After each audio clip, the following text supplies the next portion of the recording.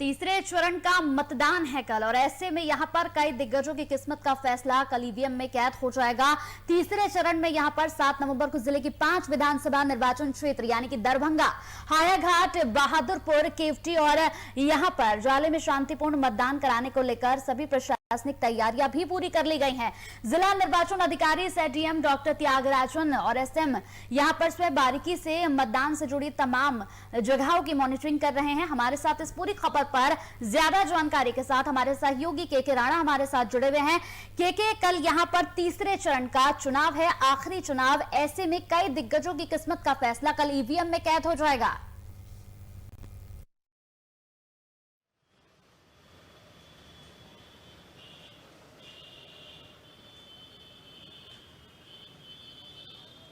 बिल्कुल कंचन, अगर देखा जाए तो कल आखिरी चरण के चुनाव है और बड़े ही महत्वपूर्ण चुनाव हैं, क्योंकि आखिरी चरण भी ये तय कर देगा कि आखिर पक्ष किसकी तरफ झुकाव जा रहा है, यानी कि सत्ता की तरफ कौन जा रहा है या कौन कुर्सी पर काबिज होने जा रहा है।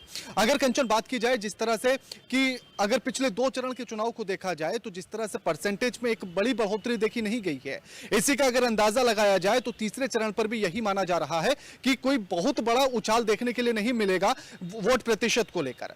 उसी के साथ अगर कहा जाए कि किस तरह से, क्योंकि सबसे ज्यादा इस समय पर देखा जाए तो एलजेपी के प्रत्याशी तीसरे चरण के चुनाव में ही हैं, तो इसलिए अहम हो जाता है। और जिस तरह से हम लगातार आरोप प्रत्यारोप देख रहे हैं और जिस तरह से अभी मंत्री जो नीरज कुमार जो जेडीयू से नेता है, उन्होंने भी अपनी कविताओं से लगातार वार करना शुरू कर दिया और वो लगातार वार कर रहे हैं।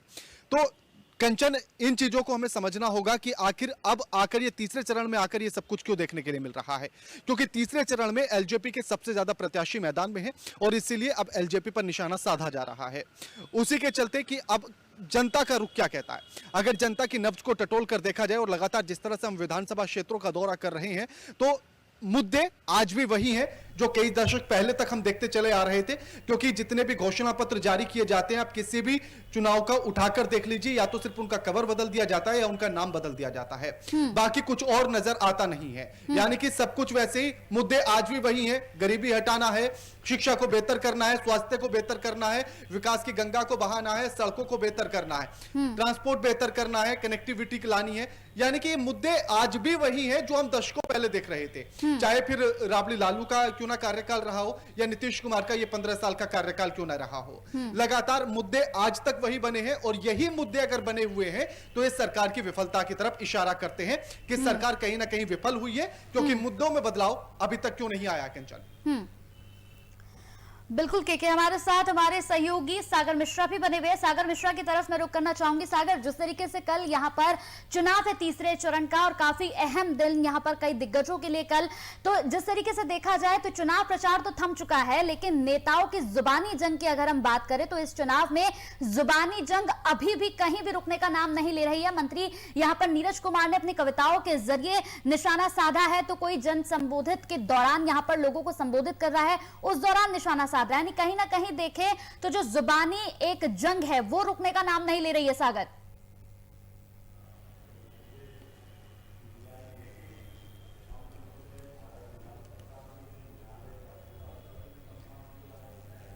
बिल्कुल कंचन, देखिए जुबानी जंग तो यहां पर जारी रहेगी, क्योंकि इस वक्त चुनाव एक ऐसे मोड़ पर आ खड़ा है। 2 चरण के चुनाव हुए और जब हमने जनता से बातचीत की तो जनता यही कहती है कि मामला बड़ा टाइट है और मामला इतना टाइट है कि तनिक ओहर अगर हो गया तो नतीजा बदल जाएगा, ये जनता कह रही है।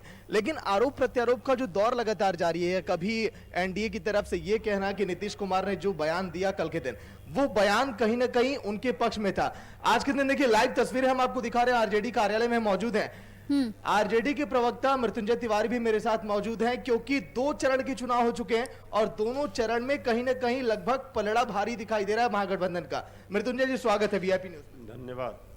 क्या लग रहा है, जिस तरह से सत्ता पक्ष का कहना कि मजबूत नहीं दिखाई दे रही है महागठबंधन, लेकिन बयानों का दौर ही केवल जारी है? देखिए, सत्ता पक्ष का विदाई समारोह 10 नवंबर को है। नीतीश कुमार जी ने तो पहले ही हार मान ली।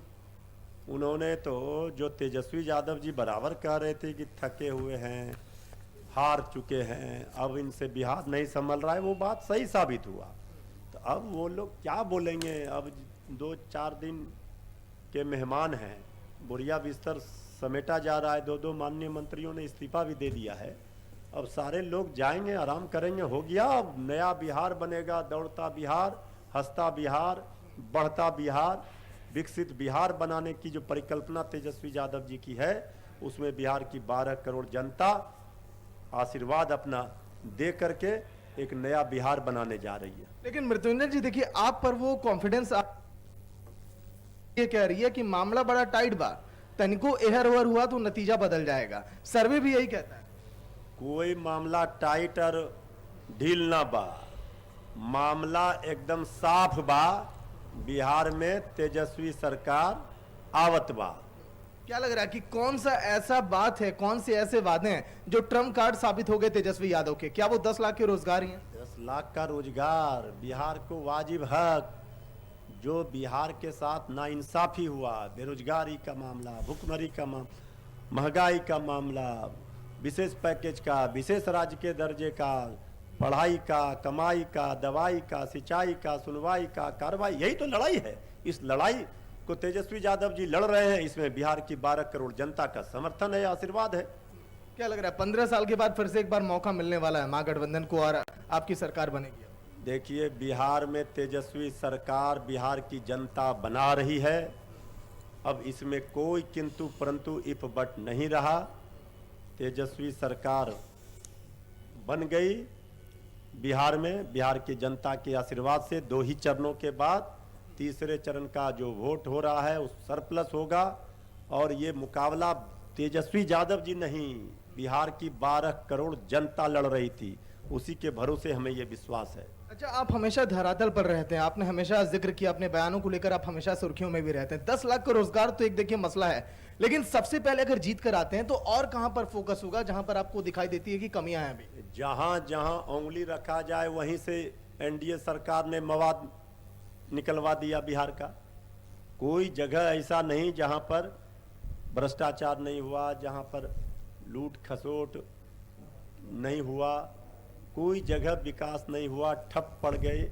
ये सड़क का गड्ढा भर देना ये विकास नहीं है। विकास के पैमाने पर नीति आयोग का जो रिपोर्ट है, नीति आयोग का रिपोर्ट ये कहता है कि शिक्षा में, स्वास्थ्य में बिहार फिसड्डी है, इतना 60 घोटाला हुआ। ये सारे सवाल हैं तेजस्वी यादव जी, सभी सवालों पर बिहार की 12 करोड़ जनता के सपनों को साकार करने के लिए 10 नवंबर से कमान संभाल रहे हैं। अच्छा, शराबबंदी को लेकर क्या कहना चाहेंगे? नीतीश कुमार कहते हैं कि हम तो शराबबंदी कर दिए, लेकिन धरातल पर लोगों का कहना है कि शराब आसानी से लोगों को मिल जाती है। शराबबंदी कानून जब लागू हुआ था तो हमारी सरकार, हम लोग थे। इसके बाद जब से नीतीश कुमार जी बीजेपी के साथ आए उनको सरकार में लेकर, उसके बाद क्या हुआ? होम डिलीवरी हो रहा है, 100 रुपये के 1000 रुपये में शराब मिल रहा है। मजाक बना दिया, गरीबों को परेशान किया जाता है। पटना में विधानसभा के 500 मीटर की दूरी पर आपने देखा कि पुलिसों को मारा गया। देखिए, ये सब जो भी कानून, जो भी योजना परियोजना इनका था, सारा का पोल खुल गया है। अब बहुत हुआ। अब जनता, बीजेपी कह रही है लालटेन की जरूरत नहीं है जनता को, अब लोगों के घर में एलईडी बल्ब जा पहुंचा है। अब देखिए, लालटेन तो दीपक जो होता है, लालटेन तो अंधेरा को प्रकाश की ओर ले जाता है। लालटेन के रोशनी से जो अंधकार में नौजवानों का भविष्य इन्होंने किया, उसको प्रकाश करेंगे तेजस्वी यादव जी। इन्होंने तो बिजली के में भी घोटाला किया। वो जो आज बिजली का दावा कर रहे हैं, उन्होंने कहीं से खरीदने का काम किया, कितना चार्ज लोगों से ले रहे हैं। देखिए, इन्होंने कुछ नहीं किया है। अब लालटेन की लौ के सामने इनका सारा एलईडी धरा का धरा चकनाचूर हो जाए। 243 में से कितनी सीटें इस बार? हम सरकार बना रहे हैं, हम 200 पार हमारा सीट जाएगा। तो बीजेपी हो या फिर आरजेडी, सबका यही कहना कि हमारी पार्टी की 200 प्लस सीटें आ रही हैं। लेकिन 2 चरण की चुनाव समाप्त हो चुके हैं। पहले चरण में आपने देखा, दूसरे चरण में आपने देखा 94 सीटों पर, लेकिन तीसरे चरण का भी मुकाबला बड़ा दिलचस्प है, क्योंकि ये कहना जनता का भी कि इस बार रुझान किसी के भी पक्ष में जा सकते हैं, नतीजे किसी के भी पक्ष में जा सकते हैं। लेकिन कॉन्फिडेंस कहीं ना कहीं पूरी तरह से हावी है सभी पार्टियों का। ये आरजेडी कार्यालय की हम आपको तस्वीरें दिखा रहे हैं, जहां से आपसे कुछ ही देर में प्रेस कॉन्फ्रेंस भी होगी। लेकिन अभी तक जो लापरवाही दिखाई दी निर्वाचन आयोग की दोनों चरण के चुनाव में, कि किराना ने भी जाकर बूथ पर वहां का जायजा लिया था, ना तो सैनिटाइजर, ना तो ग्लव्स, ना तो मास्क, कहीं ना कहीं केवल एक दो बूथों को अगर छोड़ दिया जाए तो ये लापरवाही सभी बूथों पर दिखाई दी। और निर्वाचन आयोग के भी दावे पूरी तरह से फेल हुए कोरोना काल के दौरान। कंचन। बिल्कुल, बीजेपी कार्यालय से हमारे साथ हमारे सहयोगी के राणा जुड़े हुए हैं। के जिस तरीके से आप चुनावी मैदान में पहुंचे और पहुंचने के बाद यहां पर आपने बड़ी ही बारीकी से लोगों से बातचीत भी की और यहां पर मतदान केंद्रों का जायजा भी लिया। यहां पर अगर हम बात करें सुरक्षा के इंतजामातों की, क्योंकि कोरोना काल है और ऐसे में सबसे ज्यादा जरूरी है सुरक्षा, क्या सुरक्षा के पुख्ता इंतजाम तमाम मतदान केंद्रों पर किए जा रहे हैं?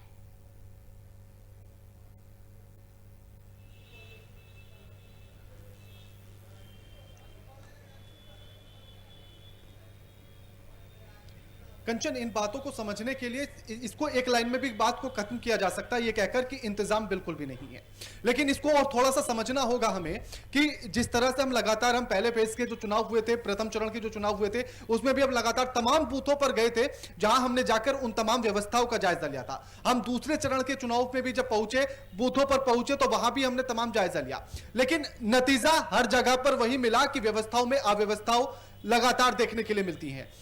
अगर हम बात कर लें इसके, जिस तरह से चुनाव आयोग ने इस बात को लेकर ऐलान किया था और कहा था कि बिहार चुनाव यानी कि दुनिया की सबसे बड़ी महामारी के बीच हो रहा है और वो इसको एक उदाहरण के तौर पर पूरे विश्व के सामने पेश करेगी, लेकिन ऐसा होता हुआ नजर आया नहीं है। आप दानापुर की तस्वीरें देख लीजिए, समस्तीपुर की देख लीजिए, आप बाढ़ की देख लीजिए जो हमने पिछले चुनाव में दिखाई थी, यानी कि प्रथम चरण के चुनाव जब हुए थे तब हमने दिखाई थी। दूसरे चरण के चुनाव की तस्वीरें हमने लगातार दिखाई है, यानी कि दिखावे के लिए या तो मुख्य द्वार पर या फिर जहां पर वोट पड़ते हैं उस कक्ष के ठीक सामने एक बोतल की शीशी रख दी जाती है, 2-4 हैंड ग्लव्स रख दिए जाते हैं, बाकी किसी के साथ भी टोका टाकी नहीं होती है। दूसरी बात, अगर इसी में हम कहें, आप नवादा की तस्वीरों पर अगर नजर डाली जाए, नवादा के बूथ नंबर 336 की अगर बात कर ली जाए, आदर्श बूथ उसको बनाया गया था, लेकिन वहां की तस्वीरें हैरान कर देने वाली थी। जैसे ही बूथ के अंदर एंट्री करते हैं तो वहां बड़े बड़े अक्षरों में सबसे पहले चुनाव आयोग के द्वारा जो नोटिस करके दिया गया था, नोट करके दिया गया था, उसमें सबसे पहले लिखा हुआ था कि मास्क लगाना अति आवश्यक है, ग्लव्स पहनना अति आवश्यक है, सैनिटाइजर का इस्तेमाल करना अति आवश्यक है और सोशल डिस्टेंस का पालन करना अति आवश्यक है। लेकिन जब हम बूथ के अंदर एंट्री करते हैं तो ऐसी कोई भी चीजें नजर नहीं आती हैं। सोचेगा कि 1 लीटर सैनिटाइजर के साथ सबके हाथों को सैनिटाइज किया जाता है, ग्लव्स यानी कि एक प्लास्टिक का हैंड ग्लव्स पकड़ा दिया जाता है जो कोरोना को मारकर दूर भगा देता है। मास्क के नाम पर तमाम लोग तो ऐसे जो मास्क लगाते ही नहीं है। महिलाओं की बात कर ले तो वो अपने जो सिर पर पल्लू डाले हुए होती है उसी से अपना मुंह ढक लेती, वो भी तब जब वो मीडिया के कैमरे को और हमारे माइक को सामने देखती हैं। लोग अगर पुरुषों की बात कर ले तो इसमें उनके लिए थोड़ी सी दिक्कत इसलिए होती है क्योंकि मास्क उनके पास भी नहीं था, तो वो या तो गमछे से अपने चेहरे को ढकते हुए नजर आते हैं या फिर रुमाल से ढकते हुए नजर आते हैं। जब उनसे हमने इस बारे में बात की तो वो साफ तौर पर कहते हैं कि भूल गया, शायद घर रह गया है, या कोई कहता है मैं जल्दी जल्दी खेत से भाग कर आया इसलिए मैं मास्क लेना भूल गया हूं। यानी कि लापरवाही बड़े स्तर पर देखी गई। प्रशासन को जितना सख्त इसको लेकर होना चाहिए था उतनी सख्ती नजर आई नहीं है। यानी कि प्रशासन को जिस तरह से कहा गया था कि अगर मास्क का इस्तेमाल नहीं करेगा तो उसको वोट डालने नहीं दिया जाएगा, यानी कि उसको या तो मास्क प्रोवाइड कराया जाएगा या फिर उसको घर से वापस लाने के लिए कहा जाएगा, लेकिन ऐसा देखने के लिए कुछ भी मिला नहीं है। हम प्रथम चरण के चुनाव में अतमल गोला गए थे जहां सिर्फ एक बूथ पर अतमल गोला के हमें ऐसी तस्वीरें देखने के लिए मिली थी जहां प्रशासन सख्त था। बाकी उसके बाद हम जितनी भी जगहों पर गए कहीं पर भी ये चीजें नजर आई नहीं है। सोचेगा कि बूथ के अंदर जो कर्मचारी थे जब उनसे बातचीत की गई तो उनमें से भी तमाम लोगों के मास्क नाक से चेहरे और मुंह से खिसकते खिसकते गर्दन तक आ गए, और यानी कि सिर्फ कहा जाए तो मास्क एक दिखावा उनके लिए था। जब उनसे हमने बात की कि क्या आपको ये चुनाव आयोग के द्वारा दिया गया, तो उन्होंने कहा नहीं, ये तो हम अपने पैसों से खरीद कर लाए हैं। यानी कि हैरान कर देने वाली बातें ऐसी थी कि लोग एक दूसरे से सटकर खड़े हुए थे। दानापुर के तमाम बूथों की तस्वीरें जो हमने दिखाई वो ऐसी थी जहां पर लोग एक दूसरे से सटकर खड़े हुए थे, यानी कि सोशल डिस्टेंस किसको कहा जाता है शायद वो इस बात को जानते ही नहीं है। हमने एक डुमरी ब्लॉक में एक बूथ पर जब हमने बातचीत की, दूसरे चरण में वहां चुनाव हुए थे, वहां जब हमने पूछा कि आखिर इतनी बड़ी लापरवाही लोगों के द्वारा भी, जनता के द्वारा भी क्यों की जा रही है, तो उन्होंने बताया कि शायद जागरूकता की कमी है। और मैं ये इस बात को अक्सर मैं कहता आ रहा हूं कि हिंदुस्तान, ये सिर्फ बिहार की नहीं, ये पूरे हिंदुस्तान की एक कमजोरी है कि हमारी रीडिंग पावर तो बहुत अच्छी है, लेकिन हमारी लर्निंग पावर एकदम खराब है। हमें अपनी लर्निंग पावर पर थोड़ा सा काम करना होगा, उसको मजबूत करना होगा। यानी कि हम लिखे हुए, आप किसी से भी जाकर पूछ लीजिए, आप किसी अगर सुदूरवर्ती गांव में जाकर भी कंचन ये पूछेंगी कि कोरोना को लेकर क्या गाइडलाइन दी गई है या उससे बचाव के लिए हमें क्या करना होगा, तो और कोई बड़ी आसानी से आपको इस बात को बता देगा कि मास्क लगाना होगा, सैनिटाइजर का इस्तेमाल करना होगा, सोशल डिस्टेंस का पालन करना होगा। लेकिन उसके बाद भी कोई इस पर अमल नहीं करता है। यानी कि हम उस गाइडलाइन को पढ़ तो लेते हैं, लेकिन उसको हम याद नहीं रखते हैं, या कहा जाए कि उस पर हम अमल नहीं करते हैं, और इसीलिए ये लापरवाहियां देखने के लिए मिलती है। और इन पर अमल कराने का सिर्फ एक ही ये तरीका है कि प्रशासन को सख्त होना पड़ेगा। अगर प्रशासन सख्त नहीं होता है तो किसी भी चीज पर आप अमल नहीं करा सकते हैं। अमल कराने के लिए ही प्रशासन को रखा जाता है और कायदे कानूनों को और कड़ा किया जाता है। कंचन, बिल्कुल, मैं यही सवाल सागर आपसे भी पूछना चाहूंगी। आपने भी तमाम यहाँ पर चुनावी मैदानों का जायजा लिया, आप पहुंचे, लोगों से बात की, जनता से आपने बात की, इसके साथ साथ तमाम बूथों पर भी आप पहुंचे, जायजा आपने लिया। किस तरीके का नजारा आपको देखने को मिला? क्योंकि कई जगहों की जो तस्वीरें हमने देखी, कहीं यहां पर सोशल डिस्टेंसिंग का पालन किया जा रहा था, तो कहीं पर लोगों को मास्क के बारे में मालूम तक नहीं था, घर से निकल गए लेकिन मास्क लेकर नहीं आए हैं, और उसके बावजूद भी वहां पर वोट देते हुए नजर आ रहे हैं। सागर,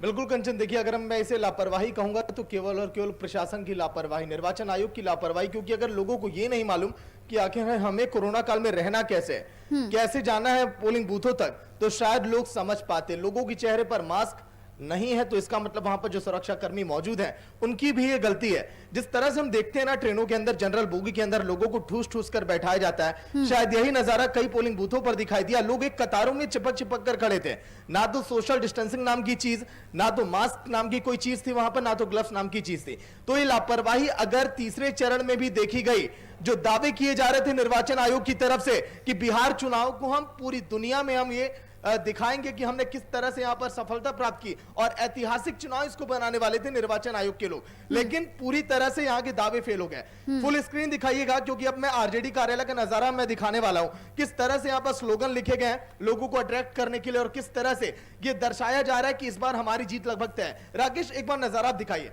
ये सब जिस तरह से यहां पर लिखा है कि सेवा, समर्पण और अपने वचन पर अर्पण, यही जन नेता का कर्म है और यही जनसेवक का एकमात्र धर्म है। इंसान का गोत्र, जाति और धर्म सिर्फ और सिर्फ इंसानियत होनी चाहिए। नीचे लिखा है लालू यादव, मतलब कि लालू यादव यानी कि तेजस्वी की पार्टी ये कहती है कि हम जात पात पर राजनीति हम नहीं करते।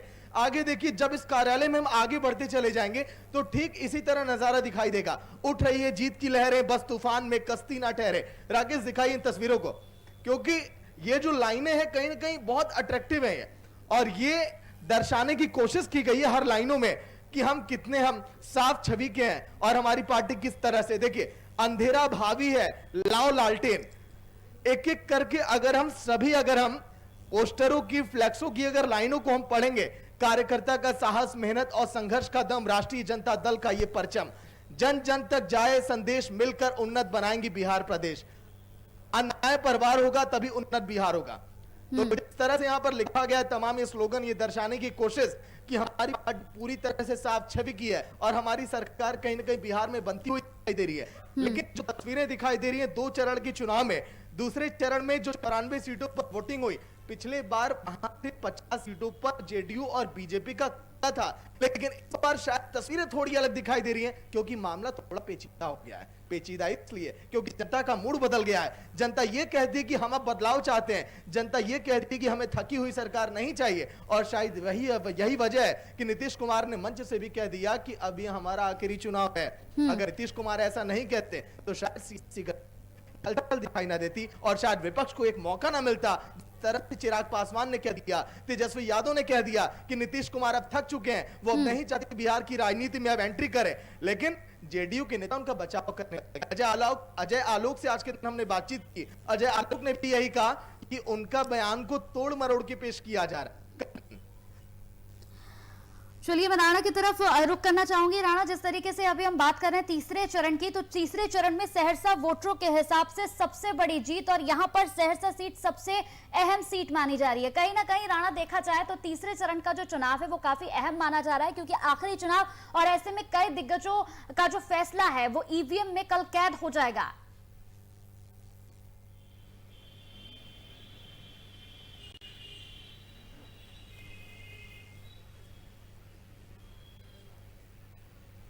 बिल्कुल कंचन, कल जो है ईवीएम में कैद हो जाएगा, उन तमाम दिग्गजों की किस्मत को कैद कर दिया जाएगा, क्योंकि लोकतंत्र की ये सबसे बड़ी ताकत होती है जब जनता के हाथ में किस्मत को लिखने का अधिकार दे दिया जाता है। जिस तरह से लोकतंत्र का जो पर्व चल रहा है और इसको मना रहे हैं, जिस तरह से हम लापरवाहियों की बात तो कर ही रहे थे, अगर हम अब तीसरे चरण के चुनाव की बात कर ले तो ऐसे में तमाम, जब हम विधानसभा में गए और वहां हमने दौरा किया तो तमाम जगहों पर जनता के बीच में कहीं पर रोष नजर आया तो कहीं पर जनता सरकार का समर्थन करती हुई भी नजर आती है, यानी कि मिली जुली राय देखने के लिए मिलती है कंचन। ऐसे में हमें दो चीजों को समझना होगा, इस बात का जिक्र मैंने पहले भी अपने कई बार इस तरह के लाइव्स में और डिबेट्स में किया है। मैं हमेशा ये कहता चला आया हूं कि अब हिंदुस्तान में जनता नहीं रही है। लोकतंत्र तो है पर जनता नहीं है, क्योंकि जनता अगर होती तो वो उन मुद्दों पर बात करती जो मुद्दे असल में होने चाहिए या जो बुनियादी मुद्दे हमारे हैं, जो जरूरतें हैं, लेकिन उन पर बात नहीं होती है। या तो धर्म पर बात चली जाती है, या पाकिस्तान पर, या कश्मीर पर, या फिर 3 तलाक पर, या फिर जातिवाद पर आकर हम सिमट जाते हैं। भले से ही चुनाव का आगाज कितना भी विकास की आधारशिला को रखकर कर दिया जाए, लेकिन उसके बाद कहीं ना कहीं घूम फिर के ये सारी चीजें उसमें परोस दी जाती हैं।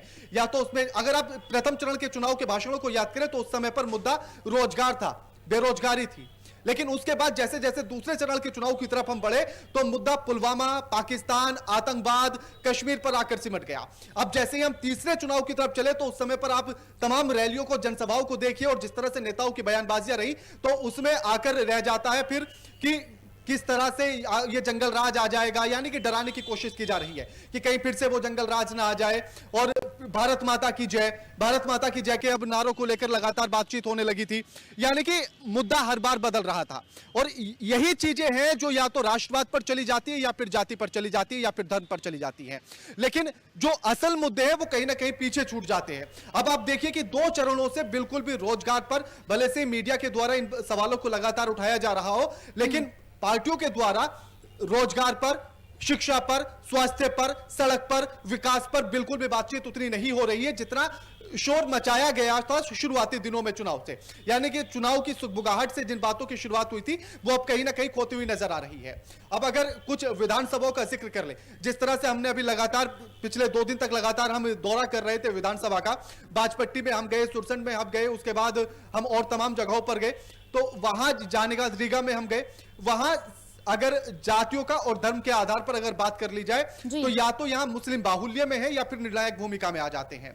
ऐसे में अगर तो आप उम्मीदवारों की लिस्ट को भी देखेंगे तो वो भी उसी हिसाब से पार्टियों के द्वारा चुनावी मैदान में उतारे गए हैं ताकि वो समीकरण एकदम से फिट बैठ जाए। और ये इसलिए भी अहम है क्योंकि ये बात पहले से कही गई है कि अभी मगधी और कोसी बाकी है और यही निर्णायक होती है कि आखिर सत्ता की कुर्सी पर काबिज होने के लिए कौन जा रहा है या फिर कौन उस पर जाकर काबिज होगा। ये निर्णायक सीटों में से है और अब इसीलिए जो 78 सीटों पर चुनाव होना है इस पर सबसे ज्यादा जोर दिया गया है। आप अगर देखें तो कल तक का जिस तरह से चुनाव प्रचार चल रहा था वो इन सारी बातों को बयां कर रहा था, क्योंकि अब राजनीतिक पार्टियां इसमें बिल्कुल भी कोताही बरतने के लिए तैयार नहीं थी।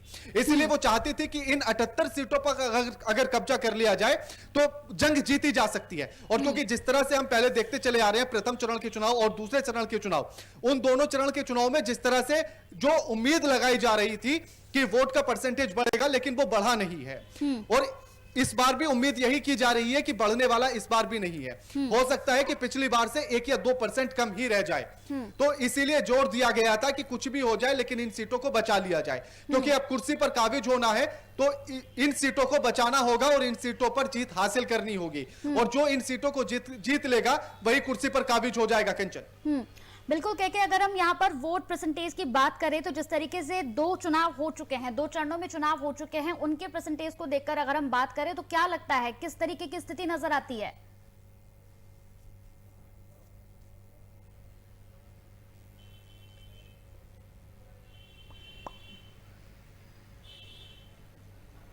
अगर वोट परसेंटेज की बात कर ले तो वोट परसेंटेज जितना पहले था उससे ज्यादा बढ़ने वाला है नहीं। यानी कि हो सकता है कि भाई 50 से 55 के बीच में ही परसेंटेज आकर अटक जाए, जिस तरह से हम पिछले 2 चरण के चुनाव में देखते चले आ रहे हैं कि 56 से लेकर 55 के बीच में ही चुनाव का परसेंटेज अटका हुआ है। और हो सकता है कि इस बार भी ऐसा ही देखा जाए। सोचेगा कि दूसरे चरण के चुनाव तो परसेंटेज देखने के बाद हिला देते हैं, सबसे ज्यादा शहरी क्षेत्र के जो विधानसभा थी उनमें चुनाव हुआ, उसके बाद भी लोग घर से बाहर नहीं निकले चुनाव करने के लिए। और जिस बात का जिक्र मैंने उस दिन भी किया था जब चुनाव हुए थे, और मैंने बताया था कि उसका मूल कारण यही था कि लोग या तो कोरोना की वजह के डरे हुए थे और वो घर में कैद हो गए थे, वो निकलना नहीं चाहते क्योंकि वो कोरोना के दंश को या तो झेल चुके थे या किसी दूसरे को झेलते हुए देख चुके थे, तो वो उससे डरे हुए थे, सहमे हुए थे, इसलिए उन्होंने घर से बाहर निकलना नहीं समझा सही। और दूसरी बात यह कि जिस तरह की लापरवाहियां बूथ पर देखी जा रही है वो भी एक बड़ा कारण है। भले से ही चुनाव आयोग लगातार उसको लेकर इस बात के दावे करता रहा कि वो बेहतर व्यवस्थाएं देगा, सुरक्षा के इंतजाम किए गए, लेकिन उस स्तर पर नहीं किए गए जो होने चाहिए थे। जो एक विश्व में उदाहरण पेश करने की बात कही गई थी वो उदाहरण पेश होता हुआ नजर आया नहीं है अभी तक।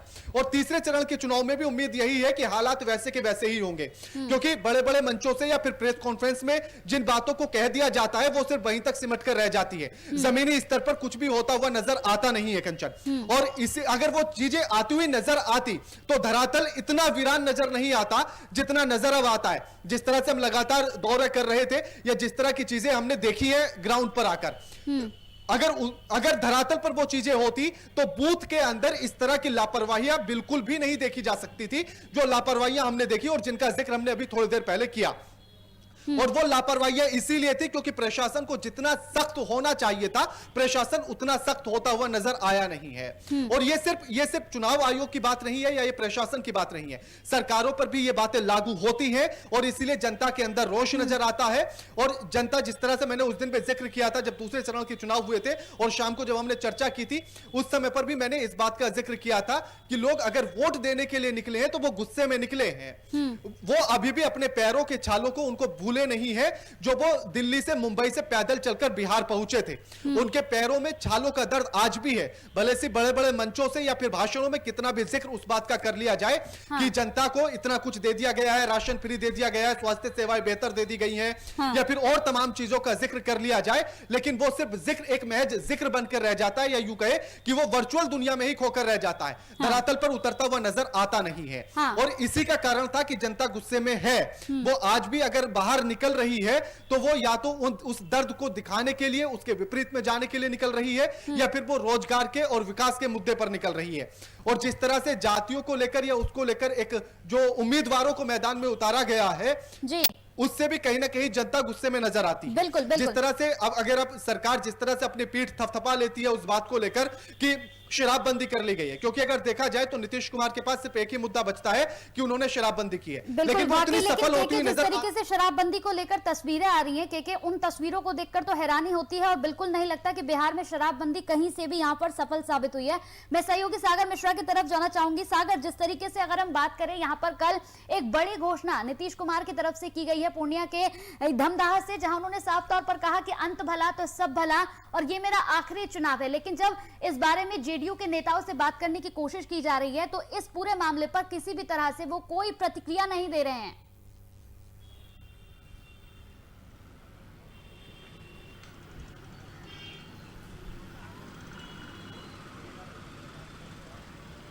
बिल्कुल कंचन, देखिए क्या है कि आरजेडी हो या फिर बसपा या फिर कांग्रेस, ये सभी दिग्गज पार्टियां जेडीयू के इस बयान को आधार बनाना चाहती हैं, जेडीयू के इस बयान पर खेलना चाहती हैं कि आखिर नीतीश कुमार ने ऐसा क्यों बोला। और शायद यही वजह है कि एक मौका मिल गया आखिरी लम्हे में चुनाव के कि हम अब वार कर दें नीतीश कुमार पर। देखिए इस वक्त हम खड़े आरजेडी कार्यालय के बाहर जहां पर बड़े बड़े अक्षरों में लिखा गया है नई सोच नया बिहार, युवा सरकार अब की बात। ये स्लोगन लोगों के बीच सुर्खियां बटोरने के लिए है, ये स्लोगन लोगों को अट्रैक्ट करने के लिए, ये स्लोगन कहीं ना कहीं खुद को एक खुशी देने के लिए है, लेकिन जो तस्वीरें हैं वो बिल्कुल अंदर खाने में अलग दिखाई देती हैं। अभी जब मैंने बात की मृत्युंजय तिवारी से, अभी जब मैंने आरजेडी के और नेताओं से बातचीत की, तो देखिए चेहरे पर ना बेशक कॉन्फिडेंस हो, लेकिन पता नहीं क्यों जब उनको करीब से पढ़ो तो ऐसा लगता है कि मानसिक तनाव से गुजर रहे हैं। जी। परीक्षा के जब परिणाम आने वाले रहते हैं और जब परीक्षाएं चलती हैं तो छात्र उस वक्त किस तरह से तनाव से गुजरता है, शायद हम और आप बेहद करीबी से इससे वाकिफ हैं। और ठीक वही हाल इन पार्टियों का इस वक्त, जो दावे किए जा रहे थे एनडीए की तरफ से कि 200+ सीटें हम लेकर आएंगे, सत्ता हम फिर से अपनी बनाएंगे, सिंहासन 2020 पर फिर से हम काबिज होंगे, लेकिन ऐसा कहीं से अब दिखाई नहीं देता है।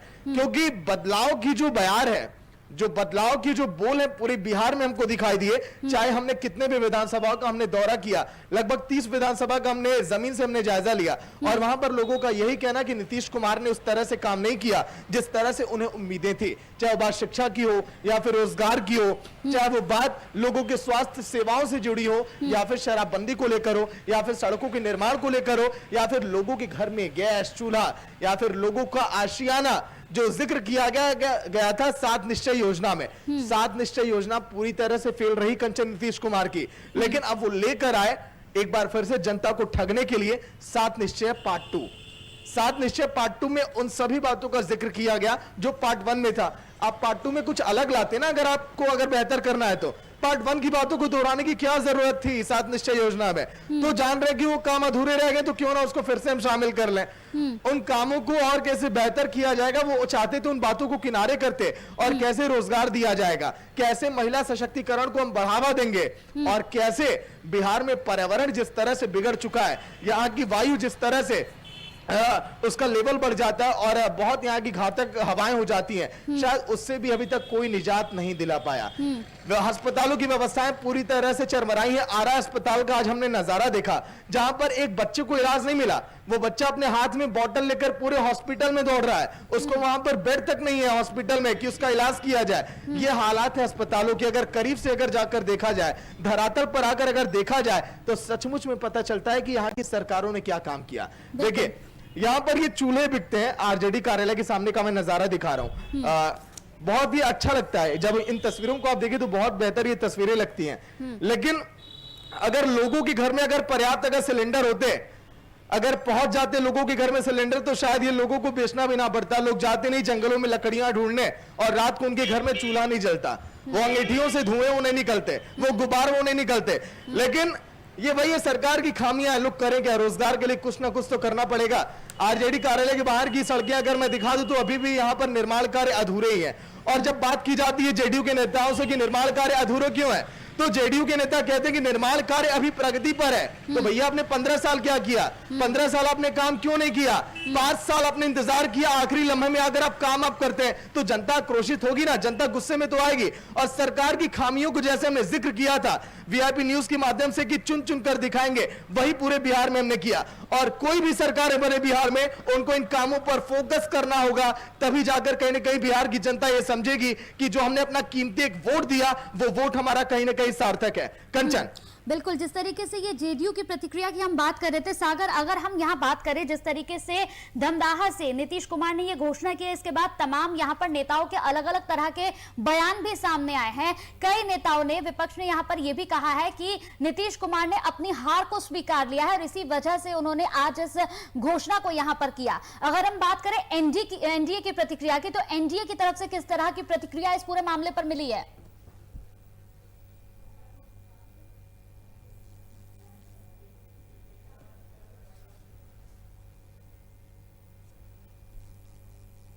फिलहाल अभी तक ना एनडीए की तरफ से कोई खुलकर बोला नहीं है, क्योंकि ना जाने क्यों बेशक चेहरे पर यह दिखाई देता हो कि बीजेपी जेडीयू के साथ है, लेकिन अंदर खाने में ऐसा नहीं है। कंचन, अगर ऐसा होता तो शायद बीजेपी सर्वे नहीं कराती बिहार में कि नीतीश कुमार की लोकप्रियता घटी है कि बढ़ी है।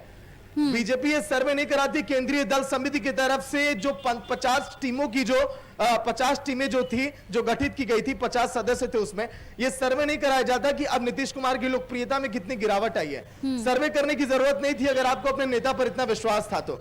लेकिन नीतीश कुमार ने जब ये कहा तो इनके बयान को कहीं ना कहीं बीजेपी से भी जोड़कर देखा जा रहा है कि क्या ये भी हो सकता है कि परिणामों के बाद नीतीश कुमार जेडीयू का दामन, बीजेपी का दामन छोड़ दें, या फिर अगर चिराग पासवान की अधिक सीटें आ गई या फिर एलजेपी की तो बीजेपी पाला बदल दे।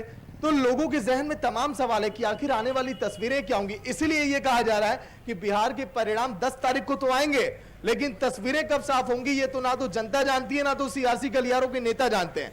अंदर खाने में क्या प्लानिंग चल रही है, क्या रणनीति बनाई जा रही है और किस तरह का मोर्चाबंदी की जा रही है, ये आने वाला वक्त बताएगा कंचन। लेकिन हम इस वक्त जहां पर खड़े हैं आरजेडी कार्यालय के अंदर, यहां पर तमाम नेताओं का भी जब हम आपसे बातचीत कर रहे हैं, लाइव हम दिखा रहे हैं, तो लोगों का जमावड़ा लग गया था। बड़े ध्यान से लोग हमारी बातों को सुन रहे थे कि हम लोग क्या कह रहे हैं टीवी पर। वो लोग भी बड़े खामोश चुपचाप बैठे हैं, उनके अंदर भी डर सता रहा है। अंदर जो हलचल होती है ना वो दिखाई दे रही थी कि अब क्या होगा। जिस तरह से लगातार इनका सर्वे कह रहा है, जिस तरह से लगातार इन्होंने धरातल पर जाकर हकीकत जानी, तो नेताओं के जहन में, मन में सवाल तमाम, और हलचल तो लाजमी है, हलचल होना भी चाहिए जब तक परिणाम ना आ जाए। कंचन।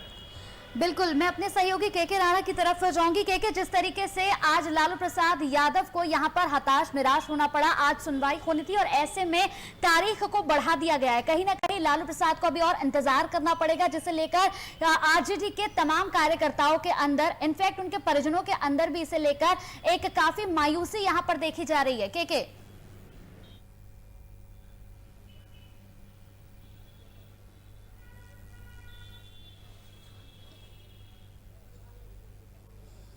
बिल्कुल कंचन, हमें उस बात को भी याद रखना होगा जब तेजस्वी यादव ने एक बयान दिया था और उन्होंने कहा था कि इस बार मेरे जन्मदिन पर लालू प्रसाद यादव हमारे साथ होंगे और नीतीश चचा को टाटा बाय बाय कर दिया जाएगा, यानी कि वो सत्ता से बाहर हो जाएंगे और वो सत्ता में आ जाएंगे। लेकिन जब अब ये फैसला निकलकर सामने आया कि 27 नवंबर के बाद सुनवाई होगी, तो एक निराशा सिर्फ कार्यकर्ताओं के अंदर और उनके परिजनों के अंदर ही नहीं, ये तमाम जगहों पर देखी जा रही है। एक बड़ी संख्या में उनका जो कार्य, या कहें कि पूरी आरजेडी पार्टी इस फैसले के बाद से मायूस नजर आ रही है। और क्योंकि इस बात को लेकर उम्मीद जताई जा रही थी कि दिवाली और छठ लालू प्रसाद यादव अपने घर पर मनाएंगे, लेकिन अब ऐसा हो नहीं पाएगा क्योंकि दिवाली या छठ के बाद सुनवाई होने को लेकर कहा गया है। तो इसलिए एक मायूसी देखी जा रही है, क्योंकि लालू प्रसाद यादव को राजनीति को लेकर जितना अनुभव है उतना तेजस्वी यादव को नहीं हो सकता है अभी। और लालू प्रसाद यादव एक रीढ़ है, वो एक ऐसे रीढ़ है कि वो कुछ भी कर सकते हैं, यानी कि वो तुरंत पासा पलट भी सकते हैं। और उनका अंदर रह जाना कहीं ना कहीं एक कमजोरी आरजेडी के लिए इस समय पर है, यानी कि वो कहीं ना कहीं कमजोर होती हुई नजर आती है। लेकिन अगर लालू प्रसाद यादव बाहर आ जाते, सोचिए कि अगर वो चुनाव से पहले बाहर आ जाते तो ये बहुत कुछ बदल सकता था, जो समीकरण है वो बहुत कुछ बदल सकते थे।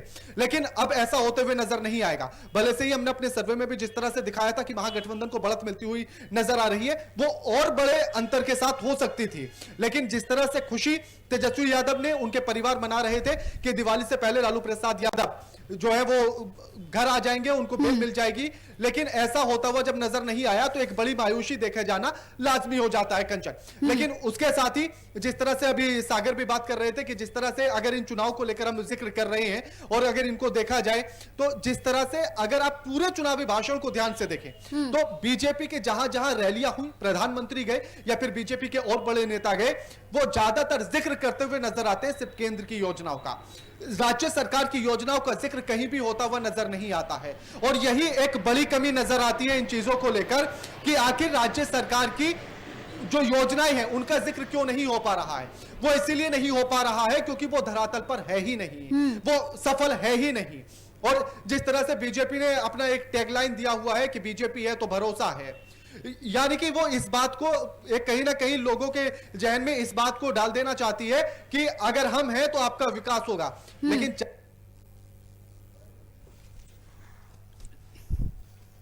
बिल्कुल, मैं अपने सहयोगी सागर की तरफ चलूंगी। सागर, जिस तरीके से आज लालू प्रसाद यादव की बेल होनी थी लेकिन मामला यहां पर टाल दिया गया है, तारीख को बढ़ा दिया गया है। एक यहां पर सबसे अहम बात यह निकलकर सामने आ रही है कि जिस तरीके से यहां पर नाक की मौत का मामला सामने आया है, यानी लालू प्रसाद की बेल टलने के मामले की तरह ही आग की तरह यह मामला भी फैल गया है। पूरा मामला मैं आपको बता देती हूँ, एकादशी का दिन, और ऐसे में लालू प्रसाद यादव की बेल होने से पहले ही राबड़ी देवी के आवास में एक नाग को यहां पर मार दिया गया सिक्योरिटी गार्ड की तरफ से, जिस पर यहां पर अब तमाम नेताओं की प्रतिक्रिया सामने आने लगी है कि नाग को यहां मारा गया है और यही वजह है जिस वजह से लालू प्रसाद यादव बाहर नहीं आए हैं। यानी कहीं ना कहीं कई तरह के बयान और कई तरह की प्रतिक्रियाएं भी इस पर सामने आने लगी हैं।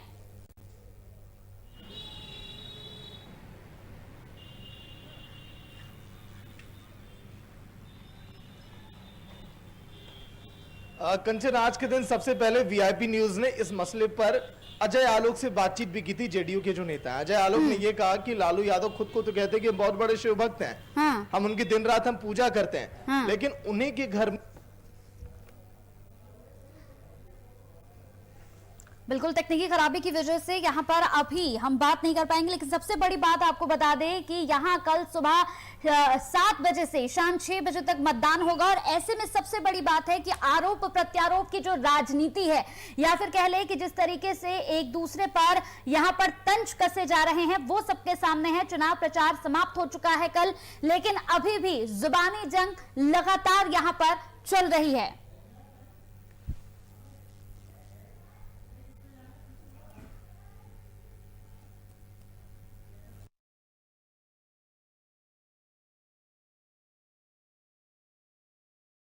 तरफ मैं जाना चाहूंगी कि जिस तरीके से लालू प्रसाद यादव को लेकर यहां पर कई तरह की बयानबाजी भी सामने आ रही है। अजय आलोक से जब बातचीत की गई तो उनका यह कहना था कि एकादशी का दिन है और ऐसे में राबड़ी आवास में एक नाग को मारा गया। एक तरफ खुद को शिव भक्त कहते हैं और दूसरी तरफ एकादशी के दिन एक नाग को उन्होंने यहां पर मार दिया है सिक्योरिटी गार्ड ने। तो कहीं ना कहीं यह भी वजह हो सकती है कि आज लालू प्रसाद यादव को इंतजार करना पड़ गया।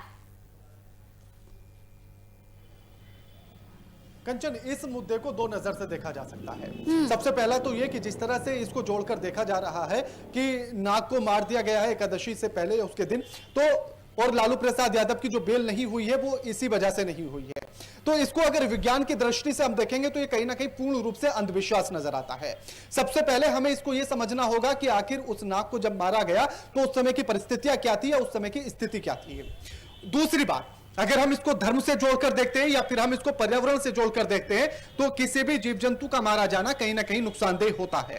तो इसके लिए हम जो है वन विभाग को फोन किया जा सकता था ताकि उसको रेस्क्यू करके जंगल की ओर छोड़ा जा सकता था। लेकिन उस समय पर भी इस बात को ध्यान में रखना बड़ा जरूरी है कि आखिर किन परिस्थितियों में वो उस नाग को मारा गया या किन परिस्थितियों में मारा गया। दूसरी बात, जिस तरह से जब हमारे सहयोगी सागर ने जाकर जो आलोक से बात की उन्होंने प्रवक्ता से, तो उन्होंने जिस तरह से कहा कि इसी वजह से लालू प्रसाद यादव जो है वो उनकी बेल नहीं हो पाई है क्योंकि आज राबड़ी आवास में नाग को मार दिया गया है। यानी कि जिस तरह से मुद्दों को बार बार घुमाया जाता है या किसी भी मुद्दे के बिना सिर पैर के कोई भी बात कर दी जाती है, बिल्कुल उसी तरह से लगता है।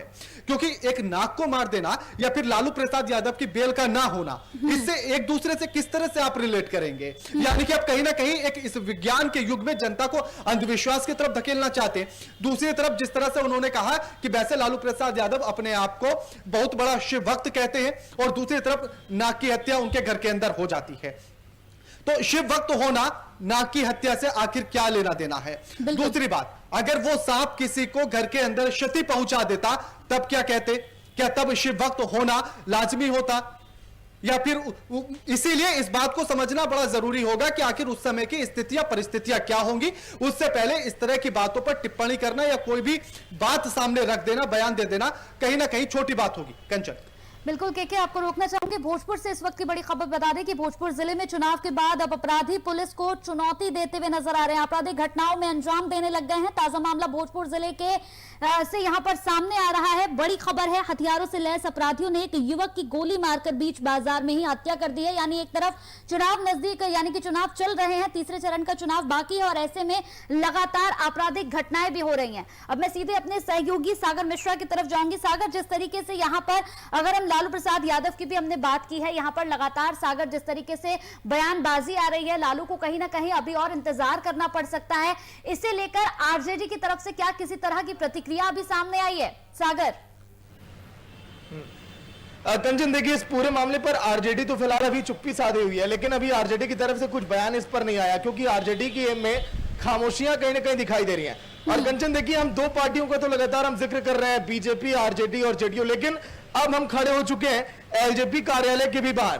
देखिए जिस तरह से आरएलएसपी का ये कार्यालय और यहाँ पर आरएलएसपी के कार्यालय के बाहर भी ठीक उसी तरह नजारा दिखाई देता है, जहां पर उपेंद्र कुशवाहा से हमने बातचीत भी की थी। उनका भी यही कहना था कि इस बार जीत हमारी होगी। लेकिन क्या है कि इन तमाम कार्यालय के बाहर इस तरह देसी अंदाज में यहाँ पर हमें दुकानें भी दिखाई देती हैं। देखिए लिट्टी चोखा यहाँ पर बनता हुआ दिखाई देता है हमेशा, और आसपास तमाम लोग बैठे रहते हैं जो लिट्टी चोखा खाते हुए बड़ा आनंद लेते हैं। कल के दिन जब इसी तरह हमने लोगों से सवाल किया था, तो लोग ये कहे कि मामला बड़ा टाइट बा और के जीती समझ में ना आवत बा, और आखिरी लम्हा में नतीजा बदल जाए क्यों नहीं जानत बा। का लगत बा बिहार में का हुई ये बार? बिहार में तो कि बदला बदला सा नजर आ रहा है। बदला बदला नजर आ रहा है, क्यों, ऐसा क्यों लग रहा है आपको? ऐसा कि जो सरकार थी वर्तमान में, वो बहुत झूठ बोलने का काम करता था। पब्लिक का धरातल पर काम लेकर नहीं जाता था। अच्छा। हाँ, लालू यादव जेल से बाहर आने वाले थे, बड़े लोकप्रिय नेता थे वो बिहार के, और है भी अभी भी, लेकिन वो बाहर नहीं आ पाए। इंतजार है क्या आपको उनका? बहुत इंतजार है, सदियों से इंतजार है। सदियों से इंतजार है, बहुत इंतजार है। मतलब कि चाह रहे हैं कि लालू यादव की पार्टी जीत जाए। हाँ, बहुत भाग्यशाली होंगे, जीत जाएंगे। बहुत अच्छा, तेजस्वी यादव से बहुत प्रभावित हैं आप? बहुत बहुत प्यार करते हैं, सब युवा करता है प्यार, बहुत। तो इनका ये कहना कि तेजस्वी यादव से वो बहुत अधिक प्रभावित है। लेकिन कुछ लोग भी यहाँ और भी, इनसे भी हम अगर पूछ लें, बिहार में केकर सरकार? तेजस्वी की सरकार। तेजस्वी की सरकार। कहाँ है तेजस्वी? तेजस्वी की सरकार इसलिए कि मौका सभी को बराबर देना चाहिए। 15 साल इससे पहले उनका भी सरकार था, 15 साल नीतीश जी का भी रहा, दोनों इक्वल हो गया। इससे परिवर्तन होना चाहिए, नया चेहरा है, उन्होंने जो बोला वो करके दिखाएंगे। अच्छा, मतलब कि आप लोग किसी पार्टी से तो नहीं जुड़े? ना ना ना, हम लोग ना पार्टी से हैं, हम लोग आम जनता है। हाँ, लिट्टी का आनंद है, हम ऐसे ठेकेदार हैं, बगल में मेरा काम चल रहा है, तो लिट्टी खाने आए। चलिए, तो ये किसी पार्टी से देखिए ताल्लुक ही नहीं रखते हैं कंचन, लेकिन इनका भी यही कहना, जो लगातार बातें हम कह रहे थे कि बदलाव तो मांग रही है बिहार की जनता।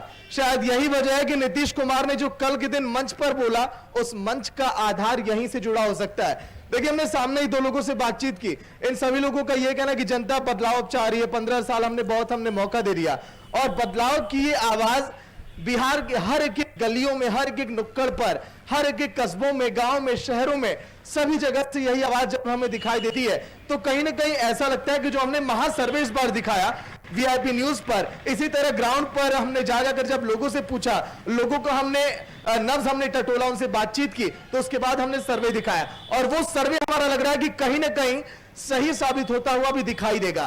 क्योंकि लोगों का यही कहना कि इस बार अब सत्ता पलट जाएगी, बाजी इस बार अब नीतीश कुमार नहीं जीतने वाले, क्योंकि आखिरी लम्हे पर आकर उन्होंने ट्रम्प कार्ड तो खेल दिया, पासा तो उन्होंने फेंक दिया, लेकिन ये दांव कहीं ऐसा ना हो कि नीतीश कुमार पर उल्टा ही पड़ जाए। वो ये बेशक ये सोच रहे हैं कि जनता से हमें सिंपैथी मिल जाएगी, जनता अब थोड़ी सी यहां पर क्या है कि इमोशनल हो जाएगी, इमोशनल कार्ड भी इसीलिए कहा जा रहा है, लेकिन क्या नीतीश कुमार को इससे फायदा होगा, ये नीतीश कुमार को खुद ही नहीं पता है। कंचन, बिल्कुल, जिस तरीके से सागर आप यहाँ पर लोगों से आपने बातचीत की है, तमाम यहाँ पर चुनावी माहौल में आप लोगों के पास पहुंचे हैं, कहीं ना कहीं अगर देखा जाए तो तेजस्वी को लेकर लोगों के अंदर एक सॉफ्ट कॉर्नर नजर आ रहा है, क्योंकि लोग भी चाहते हैं कि इस बार बिहार की तस्वीर थोड़ी सी बदले। नीतीश कुमार को भी यहाँ पर लोगों ने मौका दिया, जनता ने मौका दिया, और इस बार जनता कहीं ना कहीं मूड में नजर आ रही है कि तेजस्वी को भी मौका देना चाहिए।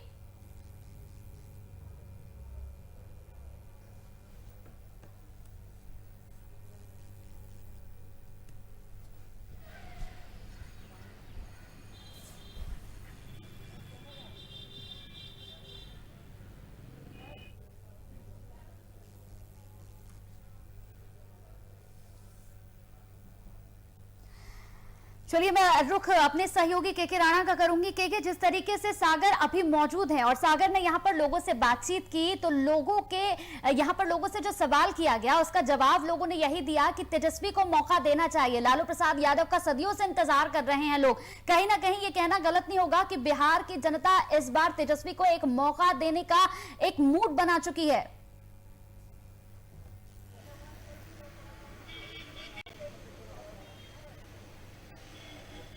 बिल्कुल कंचन, इस बात से इनकार नहीं किया जा सकता कि इस बार बदलाव की लहर नजर आती है। जिस तरह से हम लगातार विधानसभा क्षेत्रों का हमने दौरा किया है और वहां पर जो जनता की नब्ज को टटोलने की जब हमने कोशिश की, तो ये चीजें देखने के लिए मिली है कि जनता इस बार गुस्से में है और वो बदलाव चाहती है। जैसे जब हम प्रथम चरण के चुनाव के बाद वापस लौट रहे थे, तो हमने कुछ लोगों से जब वहां पर बातचीत की, तो लोगों ने यह कहा कि एक बार को हम भले से ही बीजेपी को वोट दे दे, लेकिन हम नीतीश कुमार को पसंद नहीं करते। यानी कि नीतीश कुमार का अगर चेहरा एनडीए बदल देती है तो हमें ज्यादा अच्छा लगेगा। तो इसलिए बदलाव तो इस बार तय है। दूसरी बात रही अगर तेजस्वी यादव की बात कर ले, तो जिस तरह से तेजस्वी यादव ने रोजगार को लेकर अपना पहला एक दांवपेच चला है, वो कहीं ना कहीं सफल होता हुआ नजर आ रहा है। क्योंकि वैसे भी लॉकडाउन के बाद से जिस तरह से जब देखा, तो लॉकडाउन के बाद से एक रोजगार बड़ा मुद्दा बन चुका है और उसी मुद्दे को जब उन्होंने बुनाया, तो ये मुद्दा कहीं ना कहीं जनता तुरंत कैप्चर कर चुकी है।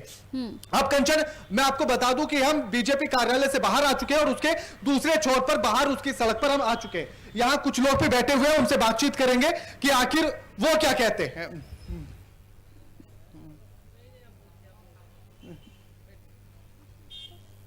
आखिर जिस तरह से तेजस्वी यादव कहते हैं कि इस बार बदलाव होगा, क्या लगता है? नहीं, बदलाव नहीं होगा। तेजस्वी यादव जो भी कर रहे हैं वो गलत कर रहे हैं। उनको पता ही नहीं, जमीनी जो कार्यकर्ता है वो सब समझ गया है कि कौन पार्टी विकास कर रहा है, नहीं कर रहा है। लेकिन जिस तरह से कल नीतीश कुमार ने अपना ऐलान कर दिया कि वो अगला चुनाव नहीं लड़ेंगे, तेजस्वी यादव कहते हैं कि हम तो पहले से ही कह रहे थे कि वो थक चुके हैं और वो भी मुहर लगा चुके हैं। नहीं, ऐसी बात नहीं है। नीतीश कुमार का कहने का भाषा ही कुछ अलग था।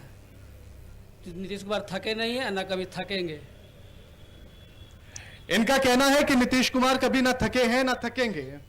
आपको क्या लगता है? उन्हीं से बोलिए। जब उनका वो बोलना नहीं चाहते हैं क्योंकि उनका कह रहे हैं कि उनसे पूछ लीजिए, जबकि हर किसी के मत का होना बड़ा जरूरी है। बदलाव नजर आता है इस बार? इनको दीजिए। नहीं, आप ही बता दीजिए। बदलाव नहीं है। आपको क्या लगता है, बदलाव लगता है इस बार? हम अभी नहीं बता सकते कुछ भी। तो क्या हुआ, सिगरेट हाथ में इसलिए नहीं बता रहे? आपको क्या लगता है कि बदलाव दिखाई दे रहा है इस बार? तो है उम्मीद। तेजस्वी या नीतीश? तेजस्वी। आखिर तेजस्वी ही क्यों? युवा है और रोजगार देने की बात कह रहा है। रोजगार की बात तो एनडीए भी कह रहा है। नहीं तो थोड़ा ही, वो तो 15 साल से लगभग है ही सत्ता में, लेकिन फिर भी कभी कुछ नहीं किए। ये तो अभी नए नए उभरे हैं और युवा है, इस वजह से उससे पहले भी आरजेडी का कार्यकाल 15 साल रहा। वो कहते हैं कि वो जंगल राज था, अगर फिर से तेजस्वी यादव बन जाते हैं तो फिर से जंगल राज आ जाएगा। ऐसा जरूरी तो नहीं जो 15 साल पहले हुआ वो फिर दोबारा होगा। उस पहले वाले राज से भी सबक लेगा कि आगे हमको क्या करना है, कुछ अच्छा करना है। उनका कहना है कि अगर पिछले 15 साल में उनकी राबड़ी देवी और लालू प्रसाद यादव के समय पर अगर जंगल राज रहा, तो कहीं ना कहीं उन्होंने इस बात का जिक्र किया कि उससे सबक लिया जाएगा। क्या लगता है कि जिस तरह से कहा जा रहा है कि इस बार बदलाव होगा, लगता है कि बदलाव तय है? एकदम 100% बदलाव तय है। आखिर क्यों? नीतीश कुमार के समय में जो हुआ सब बढ़िया हुआ है क्या? यही बात हम आप मुजफ्फरपुर में शेल्टर होम की घटना हो या कुछ भी हो, ऐसा नहीं है कि जितना भी जो 7 निश्चय किए हैं सब घोटाला से ही भरा हुआ है। डबल इंजन की सरकार से क्या लोगों को उम्मीद तो इनसे बहुत ज़्यादा था। हम लोग भी कभी इनके वोटर हुआ करते थे, मगर जो इनका दिशा और दशा रहा उसके कारण लोग को पलायन होना और सोचने पर मजबूर होना पड़ा कि क्या कर रहे हैं। आखिर दोनों ही लोग, यानी कि एनडीए की तरफ से भी महागठबंधन की तरफ से भी, दोनों ने एक ही मुद्दे को उठाया कि हम रोजगार देंगे। एक ने कहा 10 लाख रोजगार देंगे, तो फिर एनडीए कहता है कि हम 19 लाख रोजगार देंगे। क्या लगता है? तो चुनाव होने के बाद मोदी जी भी बोले कि ये तो जुमला था, हर आदमी के अकाउंट में 10 लाख 18 लाख दे रहे हैं, तो ये भी लोग जुमला ही उनका समझ रहा है। बिल्कुल ये भी अलग अलग जुमला तरह ही- की यहाँ पर प्रतिक्रियाएं लोगों की तरफ से देखने को मिल रही है। किसी का कहना है कि तेजस्वी को यहाँ पर मौका देना चाहिए, तो किसी को कहना है कि नहीं, नीतीश की भाषा और नीतीश के बोल कुछ और थे, इसे जनता या लोग या फिर नेता गलत तरीके से ले जा रहे हैं। मैं अपने सहयोगी सागर मिश्रा की तरफ यहाँ पर रुक करना चाहूंगी। सागर, आखिरी सवाल, क्या लगता है समीकरण किस तरीके के लगते हैं? यहाँ पर चुनावी मैदान में आप उतरे, लोगों से आपने बातचीत की, लोगों से बातचीत करने के बाद जो एक परसेप्शन लोगों ने बनाया है, क्या लगता है लोग किस तरीके का बदलाव चाहते हैं?